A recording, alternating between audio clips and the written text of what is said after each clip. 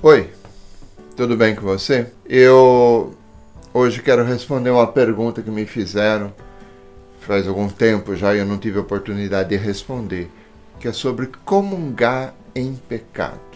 Vem comigo, eu quero esclarecer algumas coisas. Bom, meu irmão, minha irmã, quando você que perguntou como que é essa história da gente comungar em pecado, eu posso, não posso e tal. Quero esclarecer algumas coisas. Primeiro, para os pecados cotidianos,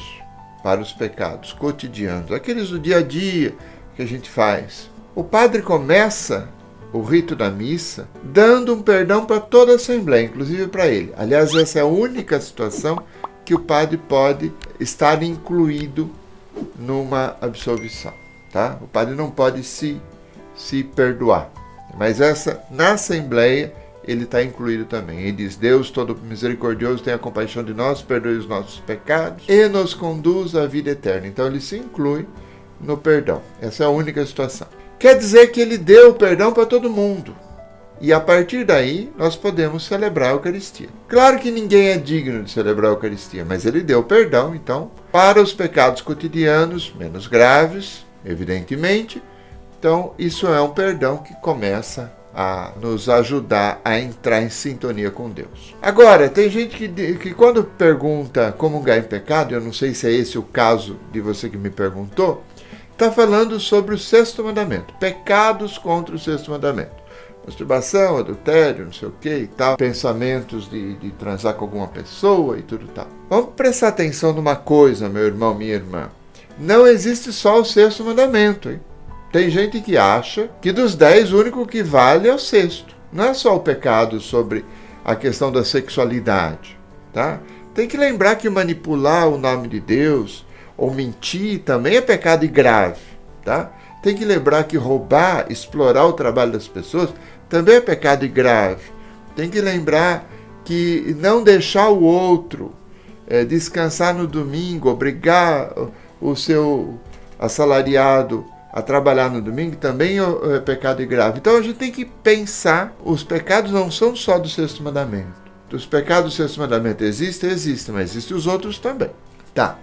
Agora, falado isso, você se confessa regularmente? Qual é o seu ritmo? Cada semana, cada 15 dias, um mês, 2 meses, uma vez por ano, 2 vezes por ano, não sei. Como que é isso, tá? Se você se confessa regularmente, é preciso que você não só se confesse, porque tem gente que fala sempre o mesmo pecado, tem sempre a mesma lista, e sempre a mesma coisa, entra num círculo mágico. É preciso que a cada confissão você dê passos de conversão. Eu costumo perguntar, no final de uma confissão, qual é o passo que você vai dar depois dessa confissão? Porque confissão e conversão andam juntos. Não é só eu chegar lá e despejar os meus pecados e pedir perdão, e voltar a fazer tudo sem nenhum esforço. Então, calma. Você vai se confessar, Deus está pronto a perdoar, Deus nos acolhe, Deus nos dá sua graça, mas é preciso que você se esforce e caminhe, ou pelo menos tente caminhar, tá? Focalize, após cada confissão, focalize um pecado ou um defeito que você tem, recorrente, e até a próxima confissão, vá tentando se converter dele. Mas seja inteligente, vá procurar as causas, tá? Vá procurar as causas. Vai mudar a sua vida. Então, é preciso conversão também. Não é só chegar lá, despejar no padre, acabou a confissão, reza 2 Ave Maria e está resolvido. Não é assim. Isso é brincar com a misericórdia de Deus. Agora, vamos lá. Se você tem um vício, um pecado recorrente que você tem dificuldade, você está trabalhando esse pecado? Você está tentando se converter desse pecado? Está tentando mudar? Padre, eu falo demais, eu critico todo mundo. Comece a fechar a boca, comece a morder a língua, comece a contar até 257 antes de comentar um pecado do outro. E se comentar, comece a falar coisas boas do outro, para você contrabalançar e para você começar a ver o lado, as qualidades de cada um. Você tem um vício, Você está trabalhando esse vício, pelo menos está tentando trabalhar esse vício. Ok, se você cai, você não é totalmente responsável. Vou me explicar, tá? Para você cometer um pecado mortal, é preciso que você tenha uma matéria grave. Não é sobre qualquer coisa, tá? Então, é preciso ter uma matéria grave. É preciso você ter liberdade de consentimento, ou seja, você dizer para você mesmo, eu vou fazer o pecado, eu quero fazer o pecado. E é preciso você ter vontade de fazer o pecado. Não só você dizer sim, mas você ter a vontade de prejudicar alguém, ou de fazer esse pecado grave. Então, se você tem matéria, se você tem liberdade, e se você tem vontade de fazer o pecado, você comete um pecado mortal, ok? Agora, a pessoa que tem um vício, está tentando se libertar, mas tem um vício, ela não tem liberdade completa. Ela não tem consentimento pleno. Então, ela nunca vai cometer um pecado mortal. Ela vai cometer um pecado menos grave. Um pecado venial. Um pecado não mortal. Grave, mas não mortal. Porque o pecado mortal mata a vida da alma. Tá? Bom, de qualquer jeito, então, essa pessoa que tem um vício, que está se confessando, que está trabalhando, mas está caindo no mesmo pecado, ela deve comungar. Padre, mas eu caí no pecado. Peça perdão a Deus no começo da missa, confesse sempre que você puder, mas não deixe de comungar. Por quê? Porque Jesus Cristo é remédio, é juiz, mas é também remédio. Sem ele, você não vai sair desse vício.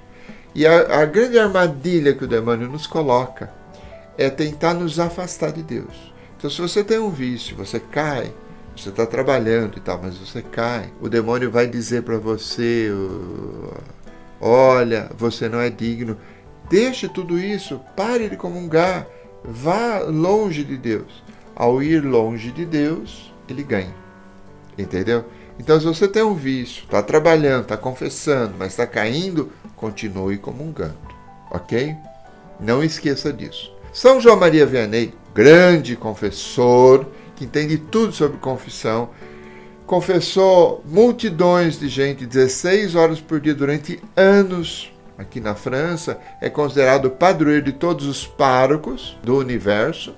São João Maria Vianney dizia que a pior blasfêmia é você colocar limites na misericórdia de Deus. A pior blasfêmia de um cristão é colocar limites na misericórdia de Deus, porque a misericórdia de Deus não tem limites. Isso São João Maria Vianney dizia.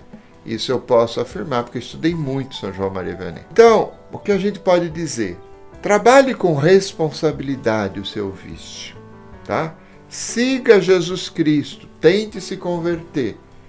Trabalhe isso, mas não se esqueça que nós somos todos pecadores. A igreja é uma comunidade de gente pecadora que segue Jesus Cristo e que se sabe pecadora. Por isso não condena os outros, por isso não julga os outros. Porque nós somos muito pecadores, eu e você, todos nós, tá? E nós não merecemos a graça de Deus. Não pense que você vai entrar no céu porque você está se esforçando. Isso é uma heresia chamada pelagianismo. Procure isso na internet, procure isso, eu tenho um vídeo sobre isso, né? O pelagianismo é aquele cara que acha, como Pelágio, que foi um teólogo, Pelágio achava que eu vou entrar no céu pelo meu esforço, pela minha graça, pela minha força. Não, nós entramos no céu pela graça de Deus, porque Deus nos ama. E aí então eu posso responder para você, se você vai comungar em pecado, porque você tem um vício que está tentando se trabalhar, está tentando se converter, mas está caindo, continue comungando. Você não está comungando em pecado, você está recebendo a cada vez um remédio para te curar, para que você possa sair desse vício. Então, comungar em pecado, simplesmente porque eu não quero me converter, eu sou ruim, eu faço o pecado, eu cometo o pecado, eu rio da graça de Deus? Não, aí não. Aí não. Isso é comungar em pecado. Agora, se você está trabalhando o seu vício, se você está se confessando e se você está caindo, continue a comungar. Não coloque limites na misericórdia de Deus. Ok? Mesmo São João Maria Vianney, um homem do século XIX, um grande santo, ele tinha essa ciência infusa. A pior blasfêmia é você colocar limites na misericórdia de Deus. E eu tenho visto gente, padre, pregador católico, até gente renomada, que prega contra a misericórdia de Deus. Cuidado. Deus é amor sempre, Ele trabalha para que você seja salvo. Não é você que trabalha, é Deus que trabalha para você e para mim. Se você chegou até aqui, por favor, dê o seu like, assine o canal se você ainda não é assinante. Espero que você tenha gostado desse vídeo. Coloque o seu comentário aqui abaixo.